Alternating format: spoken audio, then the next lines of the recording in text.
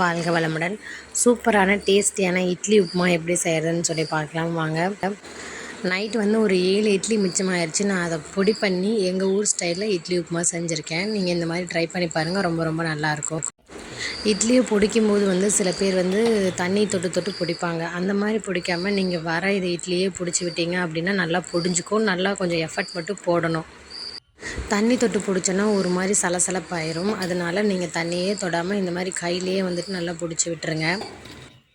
பாருங்கள், இந்த மாதிரி உங்களுக்கு வந்துடும். நான் தண்ணியே தொடவே கிடையாது, அப்படியே தான் பிடிச்சிருக்கேன். இந்த மாதிரி உங்களுக்கு உதிரி உதிரியாக வந்துடும். இப்போ இந்த ரெசிபி செய்கிறதுக்கு என்னென்ன வேணும்னு பார்க்கலாம். நான் வந்து ஒரு பெரிய வெங்காயம் வந்து பொடி பொடியாக கட் பண்ணிக்கிறேன். 3 கொத்து கருவேப்பில். காரத்துக்கு வந்துட்டு நான் வரமிளகா வந்து வச்சுருக்கேன். அதுக்கப்புறம் 1 கப் தேங்காய்.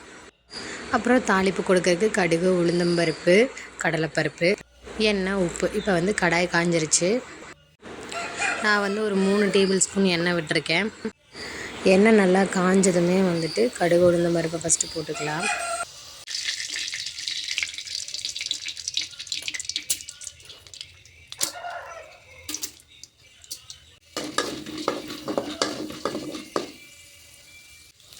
கடுகு, உளுந்தம்பருப்பு பொரிஞ்சதுமே வந்துட்டு பொடியாக நறுக்கி வச்ச வெங்காயத்தை போட்டுக்கலாம். இது கூடவே வந்து 3 கொத்து கருவேப்பிலை சேர்த்திருக்கேன்.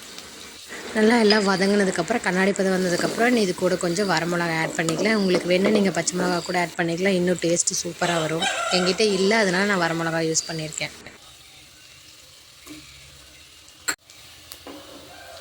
இப்போ வெங்காயம் நல்லா வதங்கிருச்சு. இதுக்கப்புறம் வந்துட்டு நம்ம இட்லியே சேர்த்திக்கலாம். இட்லி வந்து சூடானா போதும், அதுக்கப்புறம் வேறு ஒன்றும் இல்லை. இதுக்கப்புறம் வந்துட்டு நம்ம தேங்காய் துருவி வச்சுருக்கையில் அதை ஆட் பண்ணிக்கலாம். தேங்காய் ஆட் பண்ணி நல்லா கிளறி விட்டீங்க அப்படின்னா சூப்பரான சுவையான இட்லி உப்புமா ரெடி. நீங்கள் கண்டிப்பாக ட்ரை பண்ணி பாருங்கள். என் சேனல் பிடிச்சிருந்தால் லைக் பண்ணி, ஷேர் பண்ணி, சப்ஸ்கிரைப் பண்ணுங்கள். கமெண்ட்டில் இது எப்படி இருக்குங்கிறது எனக்கு சொல்லுங்கள். தேங்க்யூ ஃபார் வாட்சிங்.